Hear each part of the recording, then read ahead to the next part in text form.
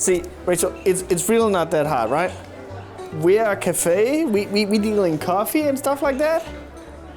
Yeah, so tell me, why the fuck am I looking at 200 cans of beans?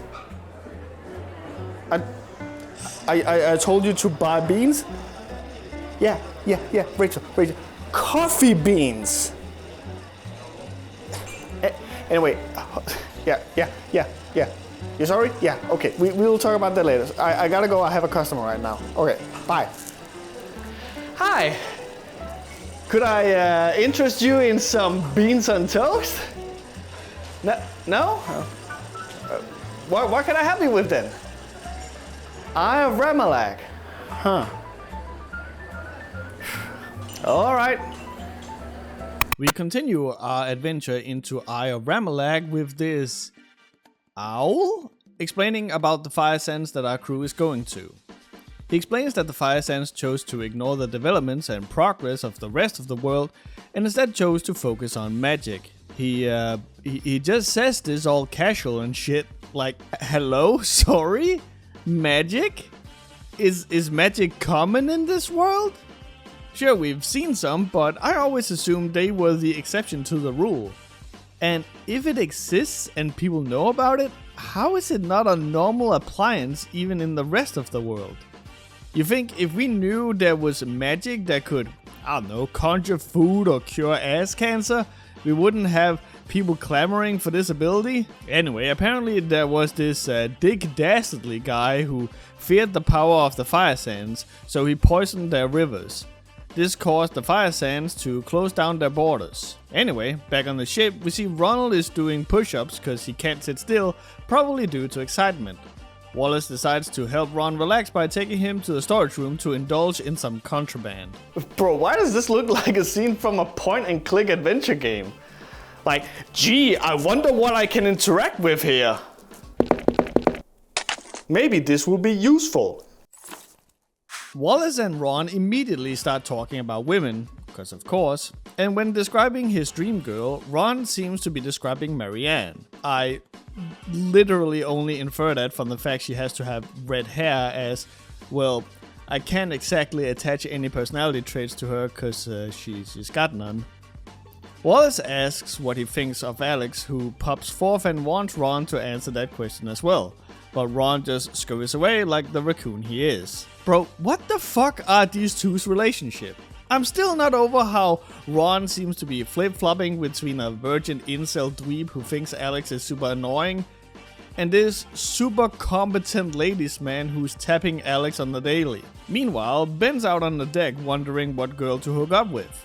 Alex is passed up because he's not that desperate, and he is tentative to join up with this other girl, Janine, because he prefers to hook up with other avians, which, you know, should also disqualify Alex, but whatever.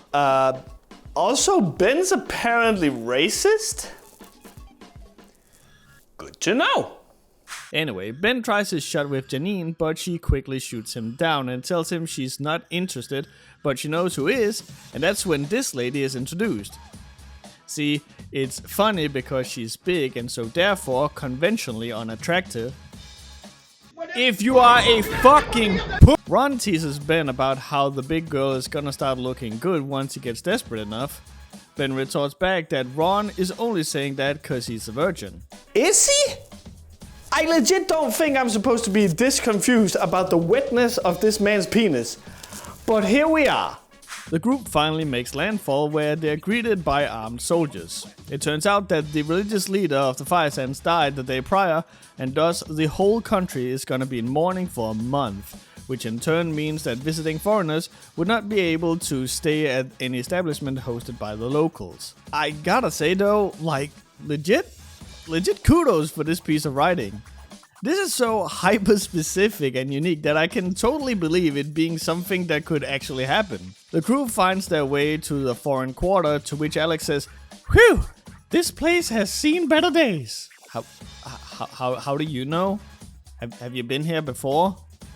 Anyway, the crew just kind of find living quarters off screen despite it seemingly being brought up earlier as a massive obstacle our heroes had to overcome. Meanwhile, we hear how Alejandra's cousin and this lizard are planning to fuck over Ron. Also, this man decided to bring his gem-tipped cane. What is he, a pimp? How do I know it was a pimp? Picture a pimp. You got it. Also, oh, okay, I'm gonna go on a tangent, but hey, you might just learn something, and I think that could be fun. You see this? This is what's called a sleeve garter. Now, I'm sure you've seen these before in some designs of characters wearing shirts. They work great in a character design aspect because it helps breaking up the colors of a character, as they can add a little bit of accent to the whole thing. I personally really like them and use them whenever I have to dress up sharp, but I am seeing way too many of you using them wrong, and I think it's because you've only seen them in designs and wanted to replicate that. So, in fear of sounding like that Derek guy on Twitter, I'm gonna teach you about sleeve garters. So, back in the day, shirts didn't have standardized shirt sizing, meaning you would often get shirts that came with extra long sleeves. Sleeve garters thus allowed men to pull the sleeve up their arm and hold it there, so the sleeve had the desired length, thus ensuring the right amount of cuff showed beneath a jacket sleeve. And just for reference, that correct length is typically about half an inch. You would typically see these sleeve garters used by people who worked a lot with their hands, like bartenders, accountants, or musicians, as the garters would prevent the cloth from bunching up or hanging down over the hands. Due to shirts now coming with better sizing, sleeve garters aren't really used much anymore, and if they are, it's typically to give a traditional middle-class look. You know, in case you wanna channel the look of Peaky Blinders or something like that. Long story short, it means don't put sleeve garters on the sleeves of a character's jacket like a fucking idiot. And if you're gonna put them on your character, who is clearly supposed to be a rich, pompous guy, know that the sleeve garters are associated with not being able to afford properly fitted shirts. Did I really have to go on this long of a tangent just to explain fashion accessories? Absolutely not. But hey, I'm allowed to have my own little hyperfixations too. Our team seems to be taking their sweet time playing tourists, which makes Alejandra's cousin agitated because they're not finding the eye fast enough. Even though they've been ordered simply to follow Ron and his team, Alejandra's cousin, Greta, and her team decide to go with plan B, which is going against their employer's wishes. Bro, if you're paid to just follow Ron and his crew, why the fuck are you not just chilling? Why are you going out of your way to do more work to go against your employer's wishes, which will most likely void your contract and get you fired? Are you fucking stupid? Also, the whole reason they're not doing anything is because, well, the place is in mourning, so it's literally out of their hands. But I suppose the story has to have some sort of drama happen. The lizard man, who pretends to be called Oscar but is actually called Pierre because he's French, seeks out Ron and, for some reason, acts like they don't know each other? Dude, weren't you on the same boat? Did Greta and her crew arrive here separately? Was Ron never introduced to the team he'd be working with? Has Ron never seen Pierre hanging out with Greta? Anyway, Pierre tries to get Ron to explain about the compass, asking why it's pointing north. Don't you notice? Greta was literally there when Ron did his presentation. I get that he might just be playing dumb, but to what end? Anyway, Walter and Alex stops Ron from spilling the beans to Pierre. Right, so, okay, explain it to me like I'm 10 years old, right? But why is it bad that Pierre knows the function of the compass? Back in Alex's room, Ron thanks Alex for getting him out of there as Pierre was making Ron nervous. Bullshit. Bullshit you were. You seemed so comfortable you were about to explain what the compass was for right then and there. Also, why are you bringing it with you? Was it not hanging on the wall in your room? Is this a different compass? Anyway, Alex bleeds her heart out to Ron, explaining how he was always there for her when she was being bullied, and then finishes off with, "Come on, remember that night back in college? The power was out in the dorms, and you and I did what comes naturally. And the two then proceed to have sex. The fuck do you mean together since college? This whiny, pathetic little incel bitch spent the entire first 40 strips of this comic complaining about being single, about not having any luck with girls, actively disliking others for not putting a good word in for him, and all the while, this motherfucker has been fucking Alex all casual-like for years? No luck with girls, my dick and balls. What the fuck? It legit feels like Avenkri and Fox wanted to create this character who was, down on his luck, but then anime protagonisted his way into a harem of hot girls. But then they changed their mind halfway through. Anyway, while the two are bumping uglies, we return to Greta and her crew getting crunk. Pierre explains that while he couldn't get his hands on the compass, he did notice it was pointing to the northeast, which is enough for the three to set off to find the eye.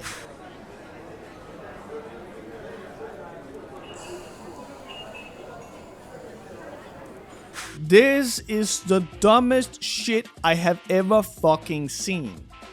So, if all it takes to find the eye is just look at the way that the compass is pointing from any random ass location, then again I must ask, why the fuck is Ron bringing the compass with him out in public and casually just placing it on tables and shit? Also, the fuck do you mean you can just find the eye now?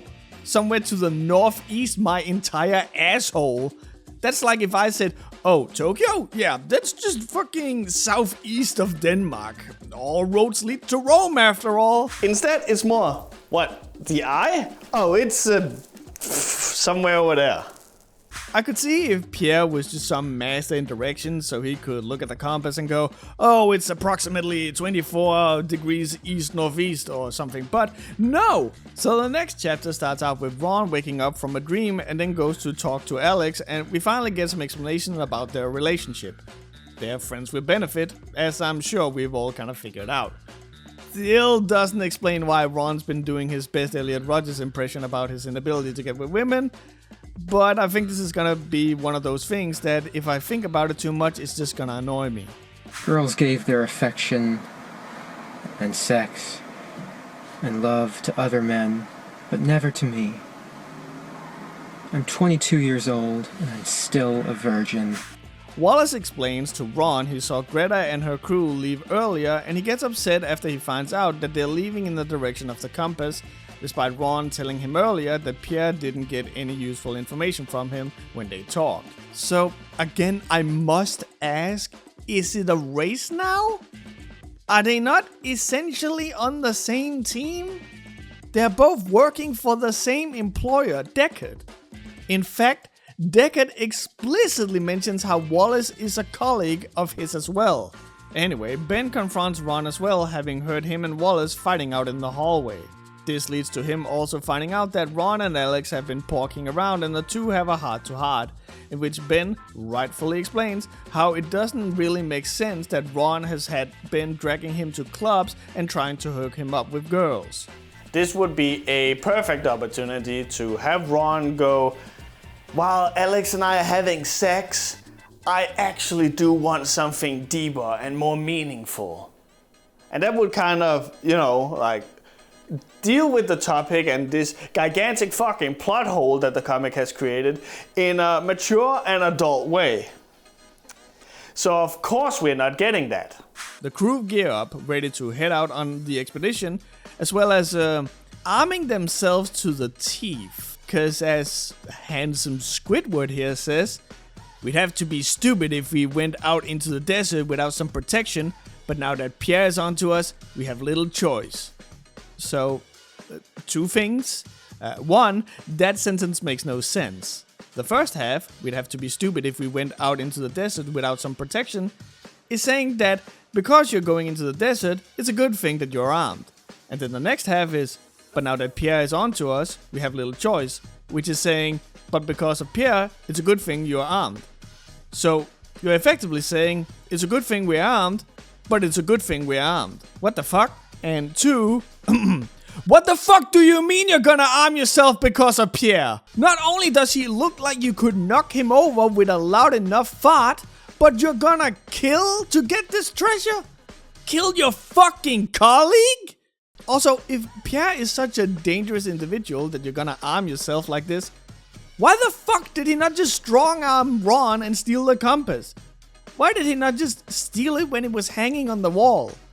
The writers are effectively just trying to convince you that Pierre is a threat because the characters are telling you so. Oh, we're not dumb now, boys.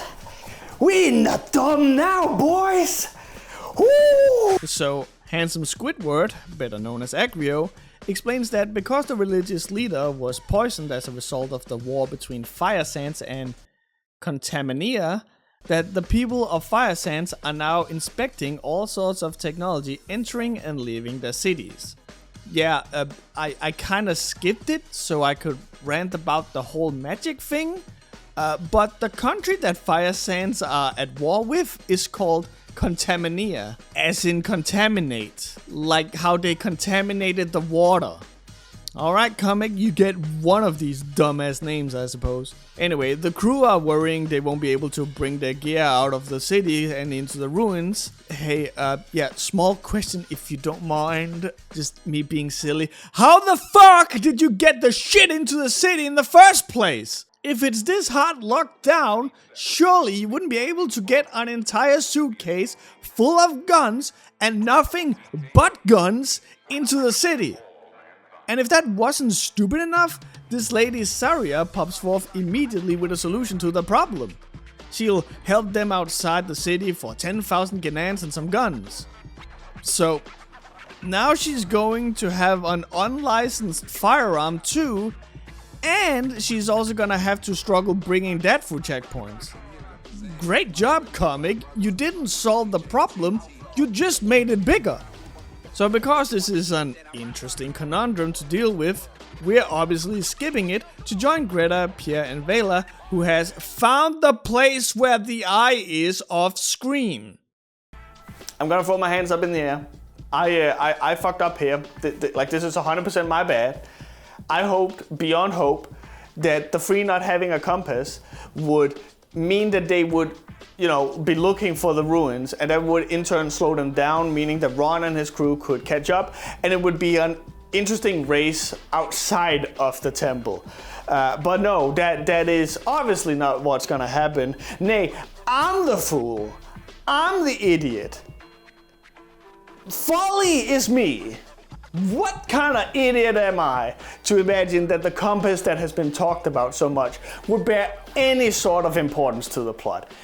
I am the idiot. I am the fool. Also, Pierre's accent is gone? Don't worry about it, I guess.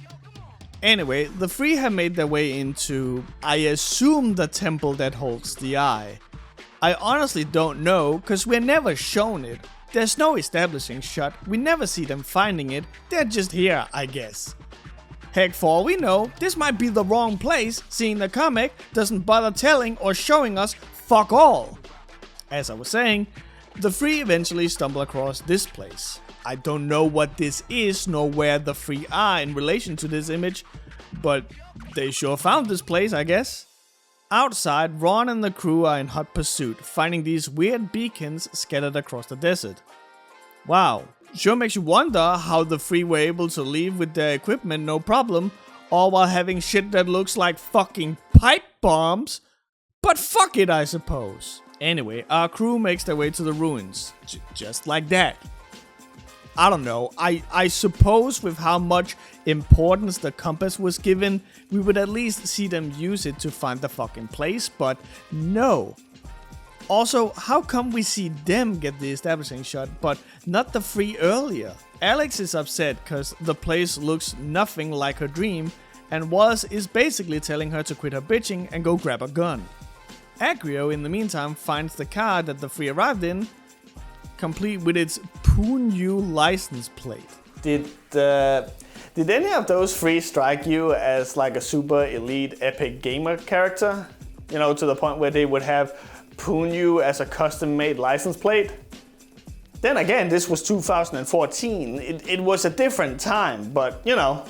Anyway, Ron and the Funky Bunch confront Pierre, Greta, and Vela, and I swear to God, I am not skipping anything, right?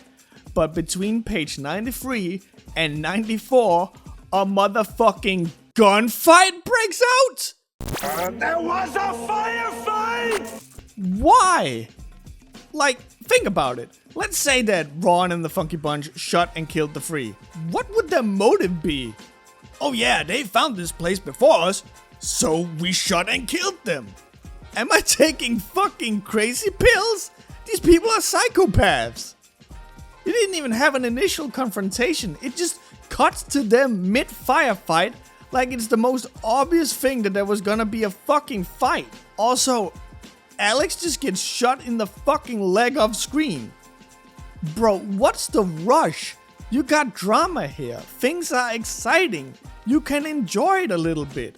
The eye's been there for millennia. I assure you, it's not going anywhere. Which, if you could just kind of find it all willy-nilly and walk in without problem, the fuck has stopped rando tourists from finding the eye? Why would you need the compass if Pierre could just find it with his satellite beacons and a rough estimate of where it was? We're almost 100 pages in at this point, and I'm only now realizing that about 80% of what we've covered can effectively just be thrown out. Pierre decides he wants to kill Ron and his friend with the blade in his cane, because of course there's a blade in his cane. He also seems to have discarded his sleeve guarders, despite this literally being the time you would need them. Anyway, this monster appears. No one really seems to give a fuck though. Shit, Pierre looks freaking bored if anything. Wallace and Ben don't even bother looking at it, and the entire next page doesn't even feature the big water monster. Wallace uses the moment of distraction to run up, and instead of just punching out Vela, he rips off her antennas like a fucking psycho. And I'd just like to remind you, these guys are colleagues. I guess the reason the big monster isn't a big deal is that Greta can just give it one good punch that effectively dispels it, revealing this fish lady within, I guess. Meanwhile, Ron is leaving his friends to their inevitable demise as he runs to grab the eye of Ramalach. No, I'm not kidding. Wallace is shot in the hand, Alex is shot in the leg, Ben could be shot at any moment by Vela, and Wallace is within stabbing range of Pierre, but I suppose that one gets a pass because the comic seemed to have forgotten that as well. Oh, and that's speaking nothing of the giant fucking sea monster. We're effectively, through this, being told that Ron doesn't give two shits about his friends. He couldn't be paid to care less. He will gladly throw them to the wolves if it means that he can get his hands on some treasure. Motherfucker doesn't even hesitate. He is just effectively bitch-made. Wallace gets stung in the back by Vela while he's trying to protect Greta, as he's being told never to turn his back to his opponents in a fight. Cool story, bro. That's literally what everyone's been doing since the whole fight began. While this is happening, Ron and Pierre dash to the eye and Ron grabs it first. Now, I am probably wrong, but it legit just looks like Pierre is admitting defeat now that he didn't get to grab it first. Bro, what? Now there's suddenly honor among thieves? Anyway, an evil spirit comes out and seemingly possesses Ron. Meanwhile, elsewhere, it seems like the freeing of the spirit within the eye is setting a lot of gears in motion, with this chick Manon seemingly able to feel it, as well as the snot glove from earlier. Now, you would think that seeing Ron's been knocked out by the spirit that he'd, be out cold and then have some sort of nightmare about the spirit and then wake up later, but no, he's up like nothing happened. Must not have been that serious, I guess. In the meantime, Ben's choking the life out of Vela, but gets stopped when Pierre smacks him in the head with the artifact. Bro, could you imagine if the fucking thing broke? Like, you go through all of that just to break the thing over a womanizing, racist piece of shit. Actually? Kind of worth it. While all of this is going on, this fish lady appears, and I just gotta say, at this point, I would prefer if the comic didn't have color. Like, straight up. This looks really good. I can tell what's going on, I'm not being blinded by the way too saturated colors. I legit had no idea Avenkri's line art was this clean until just now. Anyway, the fish lady says "Muta da fuck," and a bunch of water starts flooding the room. I think. Again, the art really sucks at showing these things. Greta grabs Alex and flees while Ron and Ben pick up Wallace. Now, this is weird, right? But this leads to a really good segment where they're trying to talk about Marianne to keep Wallace awake. It shows some self-reflection from Ron as well as some growth, as well as referring back to their conversation prior, making this segment feel planned. It is a little odd, however, that the comic chooses to show Marianne during this, as that effectively makes this talk more about Ron than keeping Wallace awake, which, comedically enough, seems to lead to Wallace passing out. Great! Fucking the only character I kinda sorta like, and he just ups and dies. Fuck it, can't have shit here! Pierre and his crew escape in their car while the fish lady remains behind. Apparently, she was meant to always stay inside the temple, but because Ron and Ben fly into her, she passes the threshold, which seems to wake some mummies from earlier up. And credit where it's due. I don't know what happened, but the art is starting to look really good. The temple seems to sink into the desert sand, leaving the Funky Bunch and the fish lady behind. After finding out that the compass doesn't point towards the treasure that Pierre has just driven off with, but instead the fish girl, Syra reveals that the compass is actually supposed to point towards a specific family line. Hello? No, seriously, what? What the fuck? There are multiple of these compasses? Syra talks like it's a common practice that everyone just have these compasses. Then how the fuck did no one know about them? You mean to tell me you can know almost everything about this place, but the fact that they use magical compasses to keep track of people just escaped them? Also, do they point to specific family members? Or is it just this one line? If so, how the fuck did they find this place? The compass should be pointing to Syra, not the ruins. And what the fuck happened to the car? They made a point to show that Agrio was gonna tinker with it, but it drove off just fine. If there was not gonna be any consequences of Agrio tinkering with the car, why have that scene in the first place? You had all that time and you, made it so whenever they pressed the breaker it was gonna honk its horn or something? Well, I suspect you know, but I'll explain it to you anyway. Braking sounds a horn. The crew makes it back to the city, and I'm just gonna assume they managed to find it using this magic gadget? A compass? Or something? Never heard of it. Anyway, they get back and, it would probably make sense to inquire about the Tomb Raiders in the bright green convertible, but no, they just up and leave on their ship just like that. Ron even complains that they have no leads and, yeah, no shit, you didn't even try to look for them. Heck, wouldn't these people pay attention to this in particular, considering technology is such a big no-no? Agrio even makes a point to mention how they got the trunk full of beacons. It is a bright green convertible, for fuck's sake.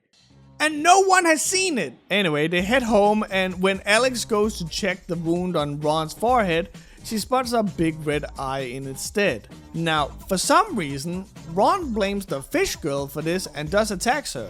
I do want to point out how I like that Alex has proven to be the one most caring about the fish girl, and you can clearly see her color palette in the clothes the fish girl is wearing, showing that it's most likely something she borrowed from Alex. Anyway, after attacking the fish girl, Ron examines the eye some more, and eventually it speaks, revealing itself to be Ramalach. Now, what I'm about to tell you might sound like I'm making all of this shit up on the fly, but I assure you it is 100% true. Ramalach explains that it serves the god of the Davans, and Ron explains that the god of Davans has been gone for 50 years. He was vanquished during an event called the Harrowing by Jane Cerno, the Green Queen, who is said to have defeated this god single-handedly. Now, I was initially ready to joke about this, right? Like, oh my god, where the fuck did this come from? But to Evenkrie's credit, it is actually set up way back in the beginning when Ron is talking about Fanfolia.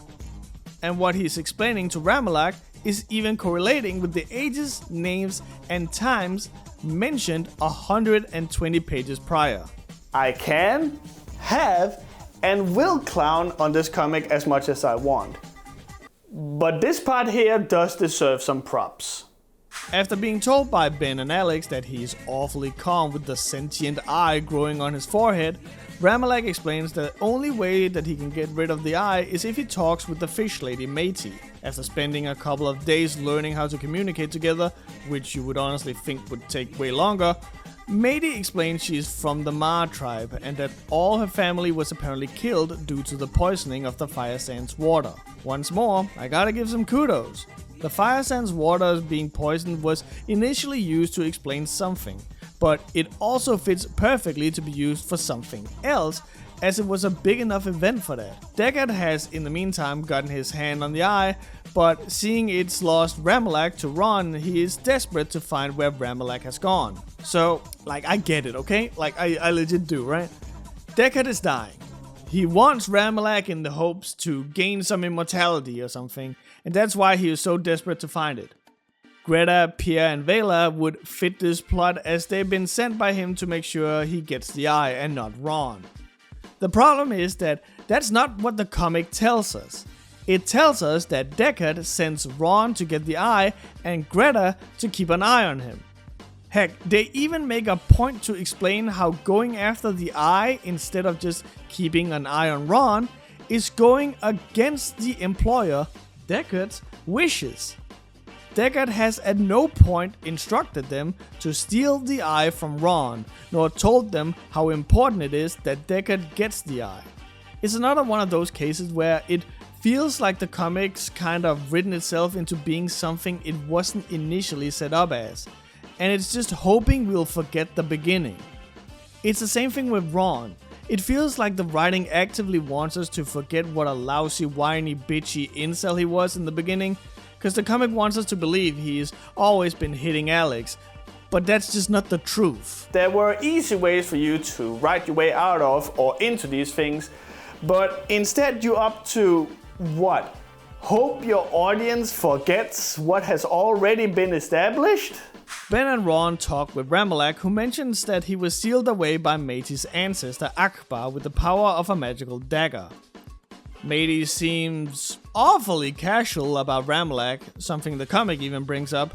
Heck, she even looks like she fancies him despite him apparently being such bad news that multiple people of her tribe gave up their life to seal him away. Which, okay, I gotta mention this because it's bothering me and it has been bothering me for a while. It might be a little premature, but I just need to get it out there. There's just something about Ramalach's sealing I don't get. He mentions earlier that he was supposed to be part of the Daven's attack on Fanfolia. Now, I obviously don't know this for certain as it's not been brought up, but I very much doubt that the Daven Lord had this attack planned for decades, which kind of infers that Ramalach was sealed away within the last 50 to 60 years. Is that really an ancient evil? Bro, most of your parents would probably be alive at this point in time if this was our world. Despite this, Ramalach was sealed inside an artifact, put inside a temple that's now derelict, sealed away by traps that are now rusted and shitty, protected by spirits, and all the while, people could still hear Jailhouse Rock on the radio. Like the comic is desperately trying to convince us that he's been sealed away for centuries, but the numbers, well, not conclusively, are kind of pointing at Ramalach being out and about while Flintstones was being shown on the TV. And that's using the measuring stick of when this comic was published, seeing we don't actually get a year of when this comic takes place. But even if we were to use when this video here is being published, here's a list of things that existed alongside Ramalach.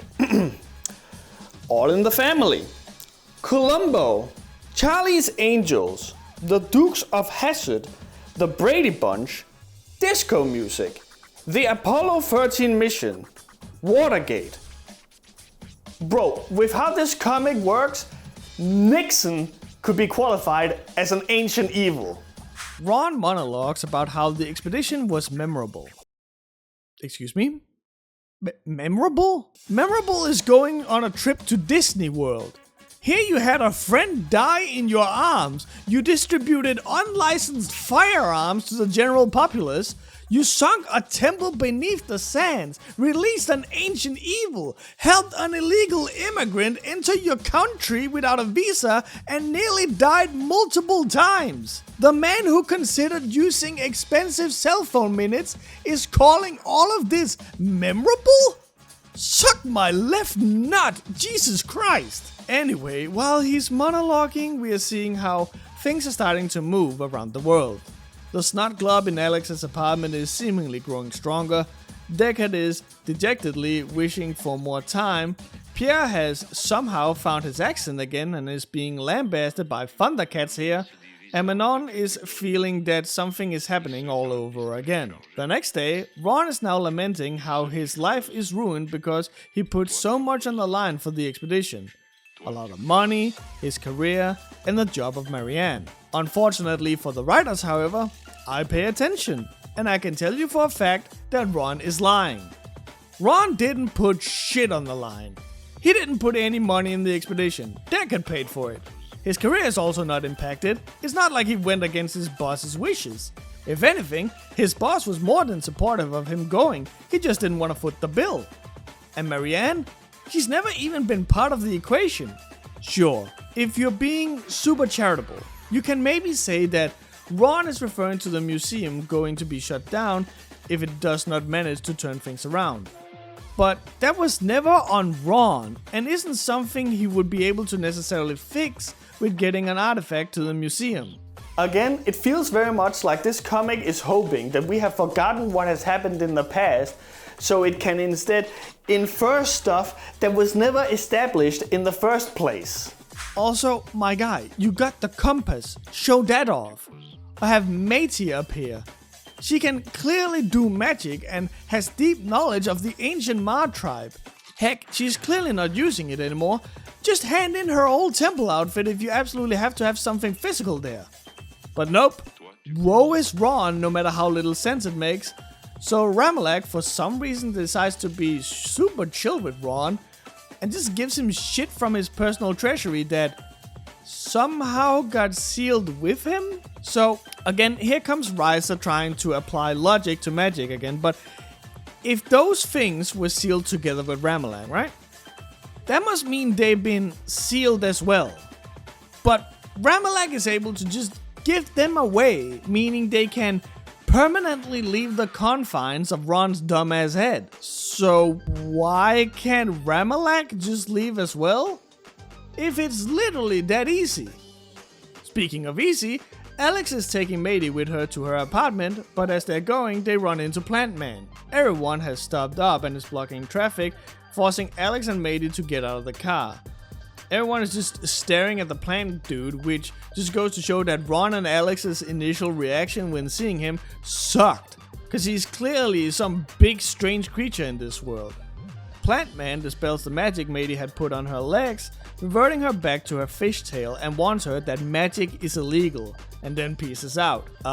This is dumb as fuck, cause literally on the next page, we're being told that the queen made these dolls by using magic. In the same comic, where we have a guy steal something to prove to another guy that he's not a thief, we're having magical beings being used to stop magic from happening.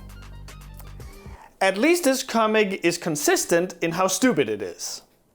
Back in Alex's apartment, the snot glob has turned into this freakish thing and, once again, credit where it's due. This does look fucked in the best of ways. It's also rather humorous that I think the thing is indirectly saying Alex has slept with a lot of people by saying she's been with lots of souls.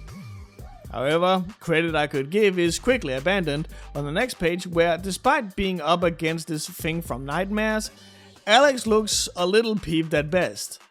Heck, on the next page, she has time and composure to whine about her art being destroyed. Bro, how am I supposed to feel any sort of threat when the character that is physically in the location and is being threatened can't be asked themselves? Anyway, Alex gets absolutely cartoonishly wrecked, and despite Matey seemed to panic about the safety of Alex before, she's now all easygoing and happy. Maybe because she just remembered she can turn into a gigantic water dragon? Who knows? You know, that easily forgotten little tidbit? She smacks a snot glob out of the window and down on the streets below where their fighting continues. Everyone, including Claire from UberQuest apparently, seems super chill about this dragon and snot glove from hell, despite it should probably harken back to the time this place was getting ultra fucked 50 years ago, but that's probably just me. Before any more damage can be done and the fight can be settled, however, Plantman shows up and quickly deals with the snot glove. He just kinda lets Matey flee, and she somehow manages to fly up and jump through the window of Alex's apartment, where she finds her battered and bruised body. Is Alex dead? Will Matey be killed seeing she didn't heed the Plantman's warning? Will Marianne and Ron be fired for some reason? Well, guess you'll have to join us next time to find those answers. Don't forget to tip your waiter in the Patreon tip jar, and I'll see you guys next time at this fine establishment. Now, if you'll excuse me, I got 200 cans of beans to sell. Fuck.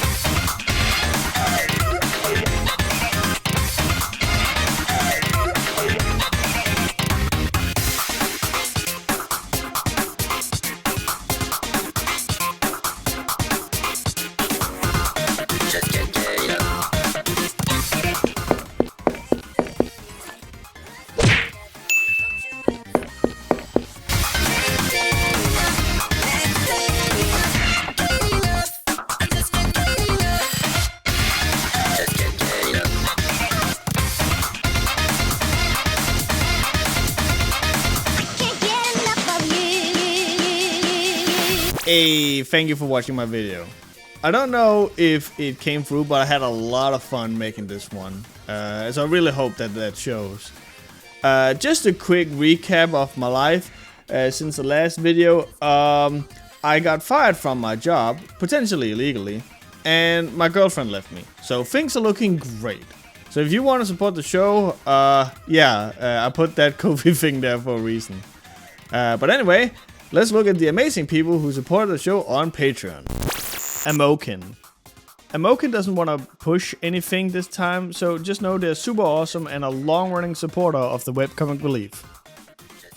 Nicholas Knudson. Nicholas hasn't gotten back to me about what he wants me to push, so for now, just know that he's a really cool dude. Sebastian Vandborg. Sebastian wants me to push the Twitter account Curious Zelda, which has a rich plethora of cute and funny cat images. He doesn't own the account or anything, but he just really likes cats, so there you go. Athlai.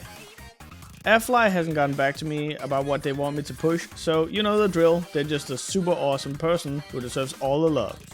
Hugo Junstrand.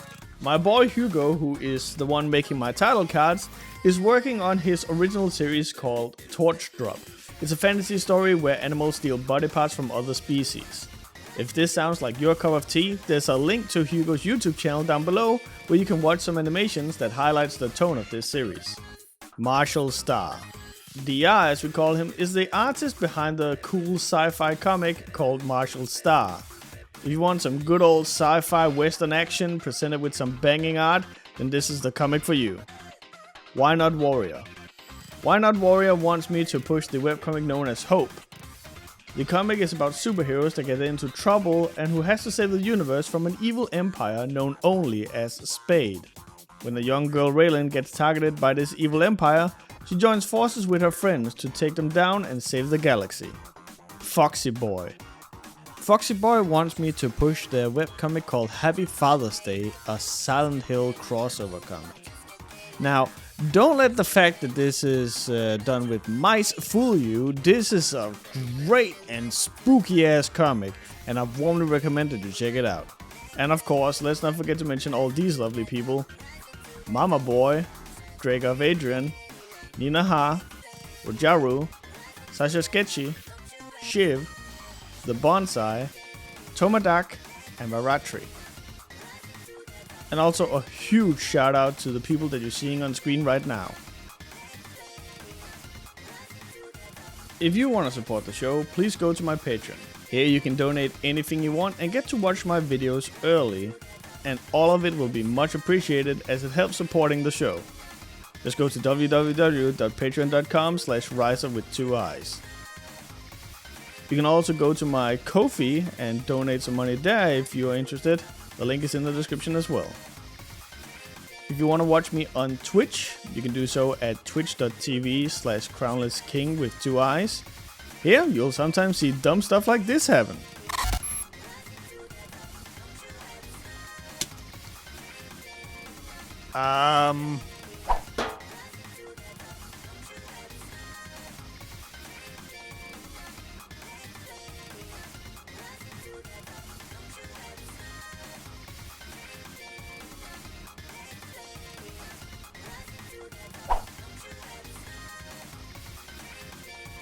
This is an issue.